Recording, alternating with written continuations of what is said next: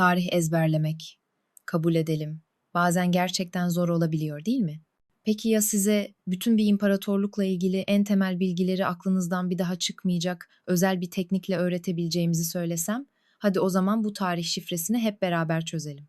İşte bahsettiğim o meşhur görsel tam olarak bu. Biliyorum, ilk bakışta epey anlamsız bir karmaşa gibi duruyor.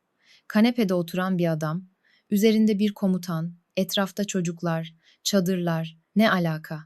Ama inanın bana, bu anlatımın sonunda resimdeki her bir detayın aslında çözülmeyi bekleyen birer şifre olduğunu fark edeceksiniz. Bu sizin kişisel hafıza sarayınız olacak. Hazırsanız başlayalım. Bu hafıza sarayını parça parça deşifre edeceğiz.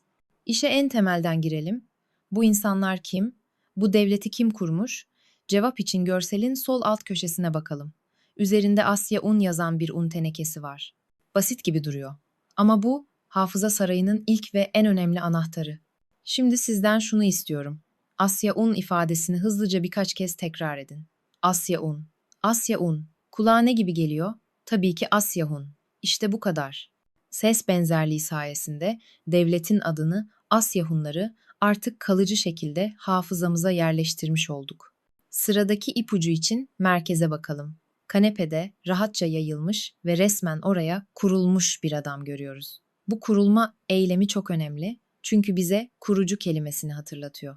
O da tarihteki Teoman'dan başkası değil. Böylece Asya Hun Devleti'nin kurucusunun Teoman olduğunu cebimize koyduk. Şimdi imparatorluğun en parlak dönemine, yani Metehan dönemine geçiyoruz.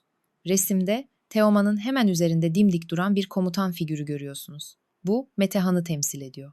Onun mirasını gösteren 3 zekice detay var. Bir, hemen yanındaki o parlayan kutu. Parlaklık, Metehan döneminin zirve dönemi olduğunu simgeliyor. Kutu, eski Türklerdeki yönetme yetkisi anlamına gelen kut inancını hatırlatıyor. İki aşağıdaki onlu, 20'li gruplar halindeki çocuklar. Bu Metehan'ın kurduğu dahiyane, onlu ordu sisteminin görsel şifresi. Üç çadırlara tepeden bakan hakim duruşu. Bu da onun bütün Türk boylarını tek çatı altında toplama başarısını simgeliyor. Peki bu kadar büyük bir imparatorluk nasıl yönetiliyordu? Hafıza sarayımız bunu da açıklıyor.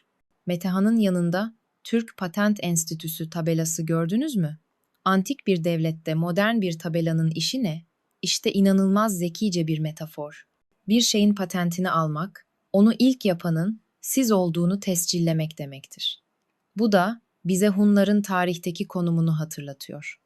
Onlar, tarihte bilinen ilk teşkilatlı Türk devletidir. Patent onlarda. Devlet yapısıyla ilgili bir ipucu daha var. Sağdaki iki büyük çadır. Biri Batı çadırı, biri Doğu çadırı. Bu da Hunların devleti, Doğu ve Batı olarak ikiye ayırıp yönetmesiyle bilinen ikili teşkilat sistemini gösteriyor. Şimdi dış politikaya inelim. Bunun cevabı da görselin alt tarafında gizli. Sağ, alt köşedeki 4 yapraklı yoncaya ve çocuğun düşünce balonundaki şanslıydınız yazısına bakın. 4 yapraklı yonca şans. Peki şans kelimesi neyi çağrıştırıyor? Elbette şansı. Bu da bizi Hunların Çin ile yaptığı o önemli Kuzey Şansi Antlaşması'na götürüyor. Ekonomik güç için görseldeki halıya bakalım. Üzerinde İpek halı yazıyor. Basit gibi dursa da muhteşem bir görsel kelime oyunu. İpek, İpek yolu. Bu da Hunların bu stratejik ticaret yolunu kontrol ederek ne kadar büyük bir ekonomik güce ulaştığını anlatıyor.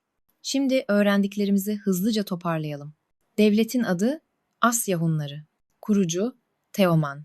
En parlak dönem Metehan. Büyük yenilik onlu ordu sistemini. Devlet yapısı ikili teşkilat. Tarihteki önemi ilk teşkilatlı Türk devleti. Çin ile ilişkiler, Kuzey Şansi Antlaşması. Ekonomik güç İpek yolu. İnanç, Kut inancı. Bir düşünsenize, bu bilgilerin hepsi tek bir görselin içindeydi. Şimdi en başta baktığımız o karmaşık resme bir kez daha bakalım. Artık size bir karmaşa gibi gelmiyor, değil mi? Artık bir bulmaca değil. Asya Hunları ile ilgili bütün temel bilgileri zihninize net bir şekilde yerleştiren bir hafıza sarayı. Ve bu da akla şu soruyu getiriyor. Eğer koskoca bir imparatorluğun temelini böyle bir resme sığdırabiliyorsak, başka neleri yepyeni bir yöntemle öğrenebiliriz? Belki de en karmaşık görünen konular bile doğru anahtarla açılmayı bekleyen birer hafıza sarayıdır. Abone olmayı unutmayın. Hoşça kalın.